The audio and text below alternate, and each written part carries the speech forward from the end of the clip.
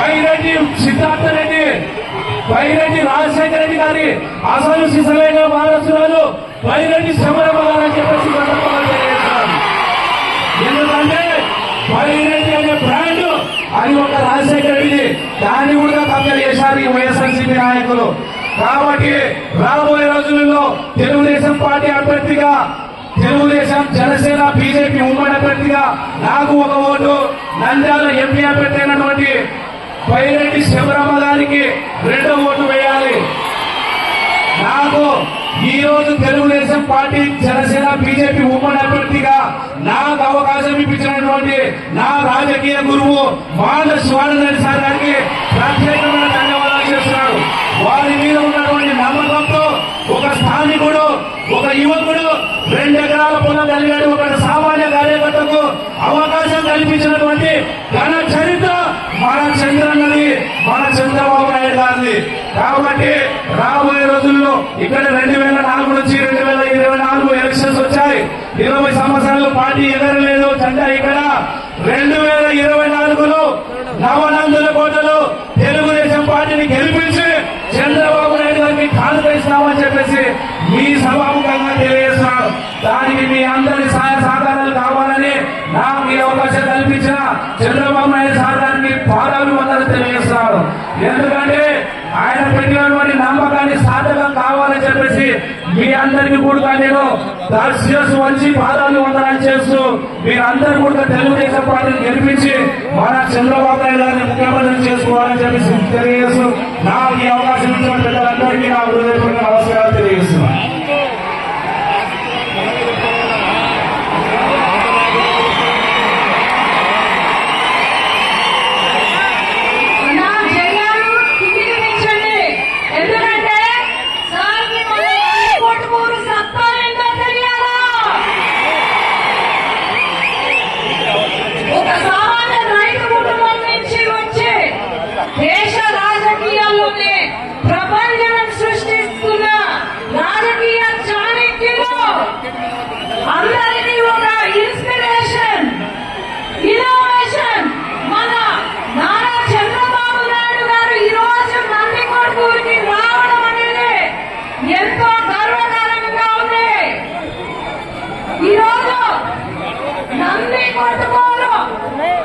మరి ఒకప్పుడు నందనమనంగా ఉండే నంది కొట్టుకోరు మరి ఈ రోజు ఈ 5 సంవత్సరాలు ఎలా ఉంది అని మీరందరూ ఆలోచన చేసుకోండి.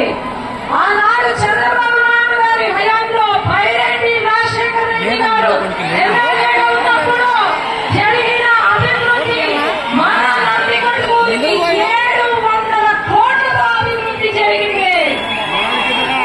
మరి ఇప్పుడు ఈ 5 సంవత్సరాల్లో ఏమైనా అభివృద్ధి జరిగిందా అంటే ఏమీ లేదు.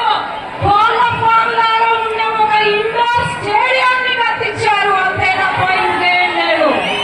ఇక్కడ ఉన్న ఎంపీ ఏం శాంక్షన్ చేశాడయ్యా అంటే బోర్వెల్ శాంక్షన్ చేశాడంట మన నందికొట్కూరుకి. ఈరోజు ఒకటే అన్నా, నందికొట్కూరు నియోజకవర్గము ఒక ఎస్సీ రిజర్వేషన్ కి చెందిన నియోజకవర్గం ఇది. ఇక్కడ ఎవరి గుప్పట్లో లేరు ఇక్కడ ఎమ్మెల్యేలు. ఇక్కడ సత్తా ఏందో ఇక్కడ మన ఎమ్మెల్యేలకు ఉంది. అంతేకాని ఎవరో బాలనటులు వస్తే వాళ్ళ మాటలు విని పెరిగిపోయే వాళ్ళని కాదు. ఇక్కడ ఏంటంటే సమస్య బెదిరింపులు, రౌడీజము, ఇంతకు మించి ఏమీ లేదు. ఈరోజు పైరెడ్డి కుటుంబంగా పైరెడ్డి రాజశేఖర రెడ్డి గారి వారసత్వం నాదే, ఇంకెవరిదో కాదు. ఈరోజు ఒక మహిళని కూడా చూడకుండా మా నాన్నను తిట్టినారు. పైరెడ్డి కొడుకు అని చెప్పి రాజకీయాల్లోకి వచ్చాడు, పైరెడ్డి వారసుడు అని చెప్పి మళ్ళీ వాళ్ళని తిడుతూ ఉంటే మైకు పట్టుకుంటే నువ్వు ఏం అభివృద్ధి చేసినావయ్యా నందికొట్కూరుకి, నువ్వు ఏం మంచి చేసినావయ్యా అంటే పైరెడ్డి గురించి తిట్టడం తప్ప ఇంకేం లేదు. అట్లాగే ఒకటి ఆలోచన చేయండి, ఇంట్లో మహిళలకు ఇంకేమి గౌరవం, మరి మీకు మీ ఇంటి మహిళలకు గౌరవం ఇస్తారని అనుకుంటున్నారా వైసీపీ ప్రభుత్వం?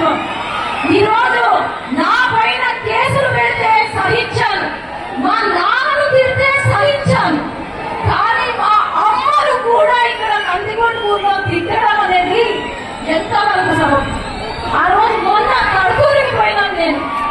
కర్తూరు పోతే మరి మా చిన్నాన్న అంటే బైరెడ్డి సిద్ధార్థ వాళ్ళ నాన్న ఎవరో రౌడీ పెదవులతో ఆయన తొప్పించిన పర్లేదు, నేను ఫీల్ అయి ఉండేదని కాదు, కానీ ఎవరో రౌడీ